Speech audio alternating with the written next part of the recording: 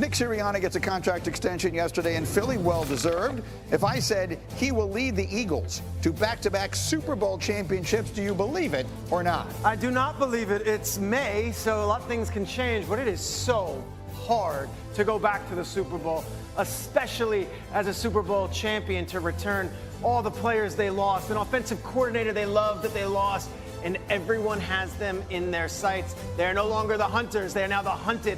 I'm going to say not, and I would go with the field in the NFC. Bart Scott, are the Eagles the team to beat in Philadelphia? Right this minute, we talked about the losses, talked about the improvements in their division, Washington. Are the Eagles the team to beat? It's tough to say because if I had to pick anybody to do it, I would say Howie Roseman, how he's always able to reload and he's always ahead of the curve. You look at Darius Slay that he let go, that's a popular veteran, but he's already had his replacement in his draft last year. You talk about Jahai Campbell being able to fill in for Nakobe Dean. He always does it, but I have to take the field, Greeny, because it's just so hard to get back. They've played a lot of football in the most recent years, and they've been fortunate to stay healthy.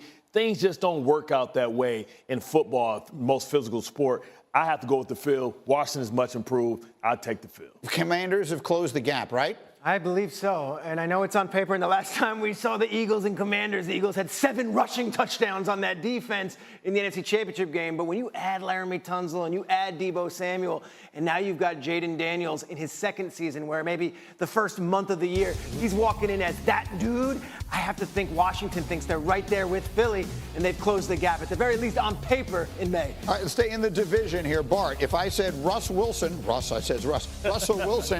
is going to put the Giants in the playoff race. Well, he and I are close. I call him Russ. If I said he's going to put the Giants into the playoff race this year, you believe it or not?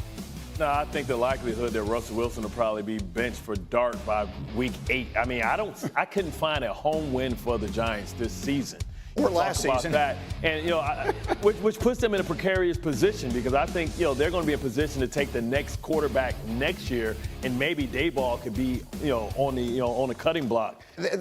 See, here's the thing. I got Giant fans. I hear from Giant fans, I feel like the Giants got better. Like, I feel like they have made improvement. Their schedule is brutal, but I feel like they've gotten better. Look, are they playoff contenders? Probably not. Are they sneaky, possible dark horse, maybe, if everything goes their way, chance to maybe play relevant football November, December? Yes. They've maybe the best front 7 in all of football. If you look at that front, Bart's looking at me with crazy eyes. Well, let me explain. You've got Dexter Lawrence, Brian Burns, Abdul Carter, and then they have this defensive back that can absolutely work. This defensive backfield they totally rebuilt. Like, how are they going to score points? Well, that's the question. You got to score points that win football games. You can't buck it up. This ain't the 2000 Ravens defense that's going to hold everybody down without Tyrone Tracy last year ran for more yards as a rookie than any other player in the league besides Bucky Irving. You have a new offensive line. And Malik Neighbors broke just about every rookie receiving record you could ever imagine. Well, who's they going to throw the ball to? But who's going to throw it to him is what you're asking, and the answer is Jackson Dart. Whether that works out that way or not, we'll wait and see. Can I just quickly say something? I have a lot of Giants friends as well. Right. They were literally making their apple-picking plans before Halloween on Sundays. They had no interest in going to these games. I don't think this is this team. I agree. Apple-picking season can be pushed aside. Let me stay in the division. Let me get to the last one because I really want to get this in here because we got one more here. Peter, if I were to say George Pickens fixes a lot of the Cowboys' issues on offense, do you believe that or not? Abso-freaking-lutely. I think we have completely gotten distracted by the fact that he is a 24-year-old wide receiver entering a contract year, knowing what is at stake. If he just shows up and is on his best behavior, can make boatloads of money and do so in an offense that has a giant void at wide receiver. I think, with the exception of Teteroa McMillan, who went 8th overall to Carolina, this was the best option for the Dallas Cowboys. They have a true deep threat at wide receiver and a guy who can work off CeeDee Lamb. I love this move if all things work out off the field. You mentioned CeeDee Lamb. He believes teams are going to have to pick their poison when it comes to defending both of them. Listen to what he said. Oh, no, we both ones. Yeah. It ain't no A, B, none of that. It's one. You look over there, you see one. You look over here, you see another one. So do what you got to do with that. You know, I don't feel like this got a lot of attention, right? Yeah. The Pickens deal, it's a third-round pick. We understand there are a lot of question marks there, but as a roll of the dice, It feels like a pretty interesting one in Dallas. What do you think? I mean, I think you're going to have a motivated Pickens. I think he's going to see favorable coverages. He's a one-on-one nightmare. He's a guy you can throw the ball up to. He's going to win the 50-50 balls. Listen, and for everybody that says, hey, how can Shoddy handle these type of receivers? He's done that. I witnessed it in Baltimore. I mean, not in Baltimore, with the Jets. When you look at Braylon Edwards was somebody that LeBron got through out of Cleveland. You know what I mean? You talk about Santonio Holmes. So he's dealt with personalities. I think he's going to go back to the old Marty ball, ground and pound, and take shots when the box tells you so. Look, the bottom line of it is this. For George Pickens, and you just said it pretty well, if he's going to have a big-time NFL career, this is his chance to do it. If he lays an egg this season in Dallas with all the attention they get, and that's going to be pretty much the end, I think, for him. He balled out with Mason Rudolph. Well, this is what I'm saying. I mean, it's like going to football heaven. They could. I mean, CeeDee Lamb is saying we have 2 ones. Yes. He may be right. That's the point. In terms of talent, he's right. He's 24. Right. People are acting like he's like 33 years old and has been on 7 teams and is a complete malcontent. Well, he was late for practices. He apparently was late for a game at one point, in the Christmas game against, and that stuff is inexcusable. That said, new environment and the carrot of a financial opportunity to make life-changing money if you just have one good season, it's all there. Yeah, I mean, absolutely. I think this team is this is the team that's the sneaky playoff guy, not your Giants, right? When you look at There's never anything sneaky about the Cowboys, though, is the thing.